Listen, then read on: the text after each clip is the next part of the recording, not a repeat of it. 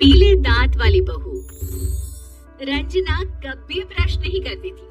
उसे कितनी बार उसके माँ बाप ने डांटा, लेकिन उसका कोई असर उस पर होता ही नहीं था, जिस कारण से उसके दांत पीले पीले हो जाते हैं।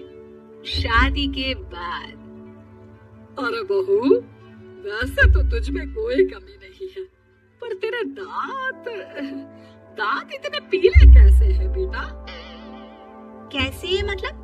कोई सर्जरी थोड़ी ना कराई है। वो तो क्या नाम, मैं ब्रश नहीं करती थी तो पीले हो गए। अब क्या करूं? आप कहे तो लाल करवा लूं या फिर काले? यार ये क्या है, क्यों माँ से लड़ रही हो?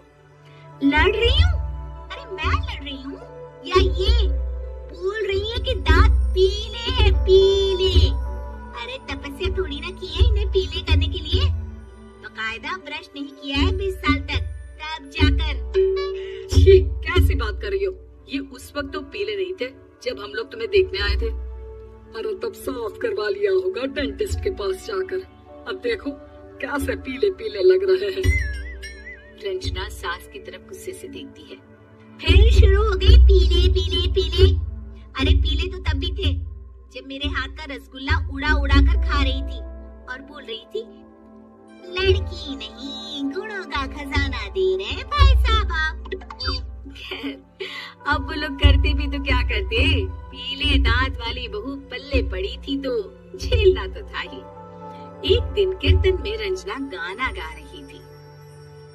अरे कमला बहन, माँ का द्वार है, यहाँ तो सब शुद्ध होकर आते हैं, फिर अपनी बहू को ब्रश भी नहीं करवाती तुम। दूर से पीले पीले दांत भक्ति में बाधा उत्पन्न कर रहे हैं। अरे कोई 2 साल की बच्ची थोड़ी ना लेकर आई हूँ मैं बहू बनाकर। अच्छी खासी लड़की है, अरे कैसे करवाऊं ब्रश? ये तो उसे खुद करना चाहिए ना। अब माँ बाप तो इसके जैसे तैसे निपटा दिए, ये नहीं सोचा कि सास कैसे संभालेगी। सास बहू को लेकर घर आ जाती है, लेकिन सोच लेती है कि अब इसे लेकर कहीं नहीं जाएगी। अगले रोज बहू कहती है, अरे क्या हो गया, मंदिर नहीं जाना क्या? कीर्तन का वक्त हो रहा है। मेरी मधुर वाणी से कान्हा जी जागते हैं और सोते हैं। आप तो जानती है ना उनकी भक्ति में कितना मन लगता है मेरा।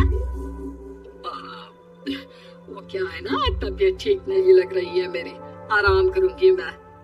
तबीयत ठीक नहीं लग रही? अभी तो मिथुन के गाने पर नाच रही थी आप, और अब बोल रही है कि तबीयत ठीक नहीं लग रही।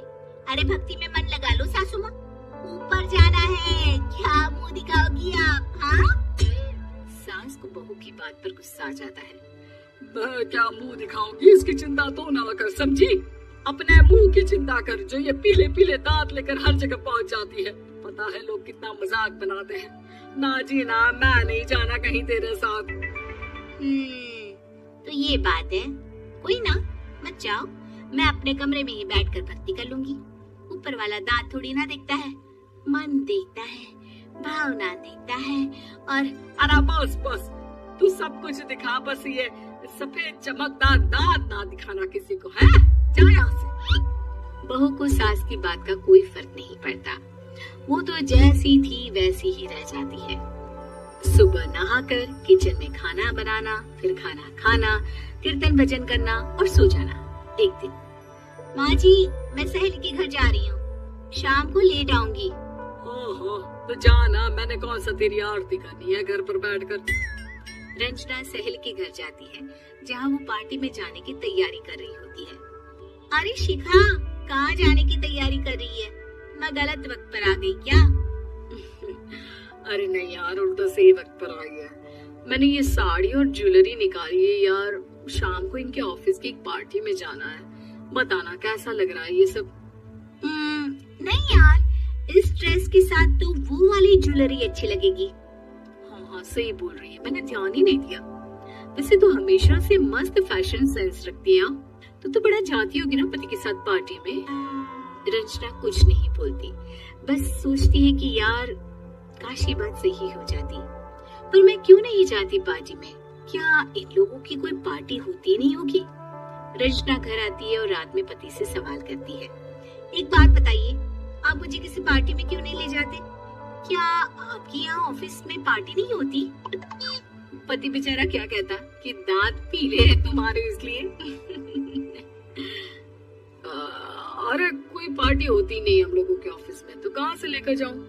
और मार्केट, मॉल, कहीं वीकेंड घूमना, कहीं तो। अरे यार, सारे हफ्ते में एक छुट्टी मिलती है, तो सोचता हूँ कि आराम ही कर लूं। क्यों? रंजना मन मार के रह जाती है। पहले कभी सास के साथ मंदिर जाया करती थी, लेकिन वो भी सास ने ले जाना बंद कर दिया। घर बैठी बैठी रंजना बोर हो जाती है। तभी उसे आइडिया आता है और वो मायके जाने का सोचती है। सासू माँ, 2 दिनों के लिए मम्मी के घर जा रही हूँ। अच्छा अच्छा ठीक है, आराम से जा। और हाँ, माँ से कुछ अच्छी आदत सीख कर आना कि कैसे शरीर के हर भाग की तरह दांतों की सफाई भी जरूरी होती है, समझी? शुरू हो गई ना आप? वो लोग आपकी तरह नहीं है कि छोटी छोटी बात का पतंगड़ बना दे। उन लोगों के लिए मैं मायने रखती हूँ, ना कि मेरे पीले पीले दांत। रंजना माँ को बिना बताए उन लोगों को सरप्राइज देती है, लेकिन जैसे ही वो दरवाजे पर पहुँचती है, अंदर देखती है कि घर वाले कहीं जा रहे होते हैं। अब माँ, काश रंजना दीदी के दांतों वाली प्रॉब्लम नहीं होती, तो वो भी हम लोगों के साथ चलती ना बुआ जी की बेटी की शादी में। हाँ बेटा, लेकिन अब उसे कौन समझाए कि उसको उसके पीले दांत नहीं दिखते, लेकिन उसके आसपास के लोगों को कितना एम्बैरेसिंग फील कराते हैं। मुझे तो कितनी बार उसके स्कूल की टीचर ने शिकायत की कि उसके साथ कोई लड़की बैठना भी नहीं चाहती, और ना ही कॉलेज में कोई उससे बात करना चाहता था। लेकिन पता नहीं क्यों उसे ये बात समझ में ही नहीं आती। कोई कमी नहीं है उस लड़की में, बस यही के दांत पीले हैं। वो तो भला हो जीजा जी और उनकी माँ का, जो दीदी को जैसी है वैसे ही रखा हुआ है। रंजना को अपने घर वालों की बात सुनकर बहुत दुख होता है। वो सोचती है कि वो क्या करे, लेकिन फिर वो सीधा डेंटिस्ट के पास जाती है, अपने दांत चमकाती है और कसम खाती है कि वो रोज ब्रश करेगी। अरे क्या हो गया? तुम तो 2 दिनों के लिए गई थी ना? पर कोई ना, अच्छा है, चलो आ गई तो। रंजना सास के सामने आकर खड़ी हो जाती है और पूरी स्माइल करती है, उसके चमकदार दांतों को दिखाती हुई। चले मंदिर। माँ, मुझे माफ कर दीजिए, मैंने आप लोगों को बहुत एम्बैरेसिंग फील करवाया। मैं आज से रोज ब्रश करूंगी।